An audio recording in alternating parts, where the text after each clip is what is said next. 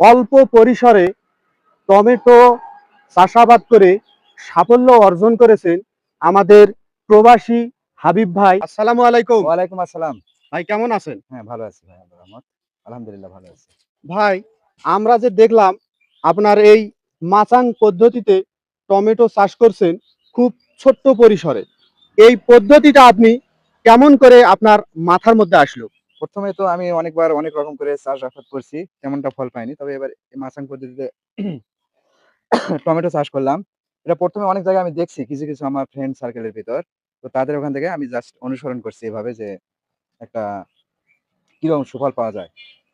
দর্শক, আপনারা কিন্তু দেখতে পাচ্ছেন এই মাচাং পদ্ধতিটা ব্যবহার করে যে কি পরিমাণে টমেটোটা হচ্ছে, এটা কিন্তু একটি চিন্তার বিষয়।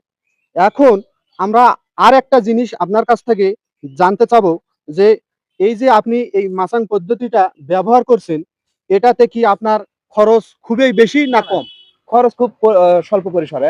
বেশি হাতের নাগালেই খরচটা। হ্যাঁ।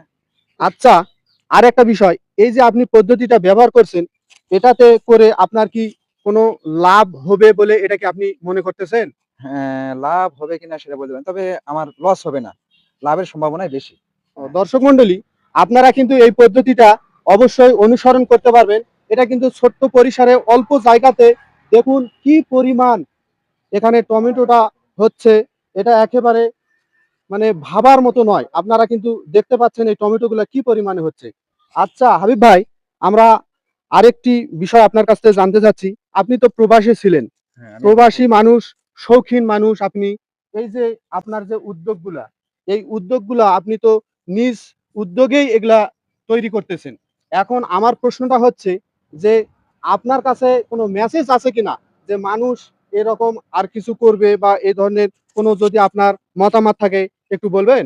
মেসেজ বলতে কি যারা বেকার আছেন, বর্তমানে যারা বেকার আছেন তাদের বাড়ির যে পরিত্যক্ত যে বাগানগুলো জায়গাগুলো আছে সেখানে আপনারা এই স্বল্প পরিসরে পুষ্টি বাগান বা এই ধরনের টমেটো, অন্যান্য শাকসবজি আপনারা চাষ করতে পারেন। এতে আপনাদের সাংসারিক যে একটা বাজেট সেটা কমে যেতে পারে। সুন্দর কথা বলেছেন।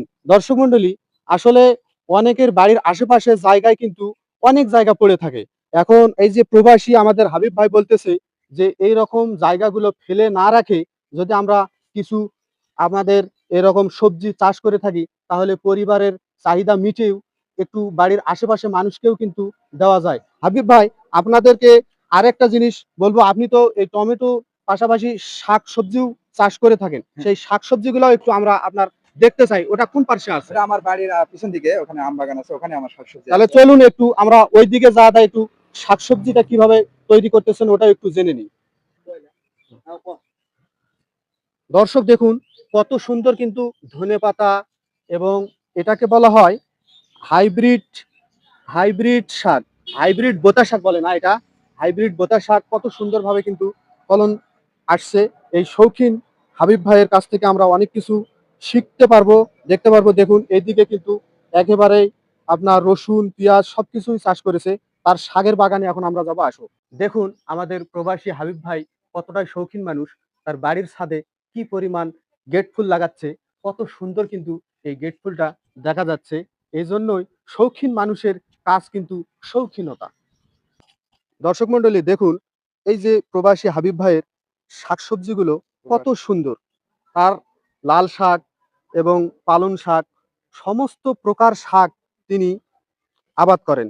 আসলে শৌখিন মানুষ, শৌখিন তার চাষবাস আমরা দেখতে পেলাম।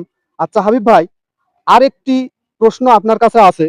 এই শাকগুলো যে আপনি আবাদ করেন, এগুলো আসলে কতদিনের ক্ষেত, কতদিন লাগে? এগুলো বেশি দিনের না, স্বল্প পরিসরে কিছু মেয়াদি ক্ষেত আছে। যেমন পুঁই শাক, লাল শাক, পালং শাক অন্যান্যগুলো আছে। ৩-৪ মাস বা ২ মাস এরকম। এরকম আরকি স্বল্প মেয়াদের শাকসবজি আরকি। আবার তুলে নিয়ে আবার এগুলো আমি চাষাবাদ করি। ও, কন্টিনিউ চলতেই থাকে। মানে খুব সময় লাগে না, না হ্যাঁ, খুব এগুলো? সময় লাগে না। না। আপনার ১ মাসের মধ্যে আমরা এই ফসলটাও পেয়ে যাই। ধন্যবাদ এই প্রবাসী হাবিব ভাইকে আমাকে সময় দেওয়ার জন্য। তার থেকে আপনারা একটি শিক্ষা নিতে পারেন যে বাড়ির আশেপাশে জায়গাগুলো ফেলে না রেখে আপনারা একেবারে অল্প পরিসরে হলেও এরকম শাকসবজি আবাদ করে বাড়ির পুষ্টি চাহিদা পূরণ করতে পারবেন। ভিডিওটি শেষ পর্যন্ত দেখার জন্য আপনাদেরকে অসংখ্য ধন্যবাদ।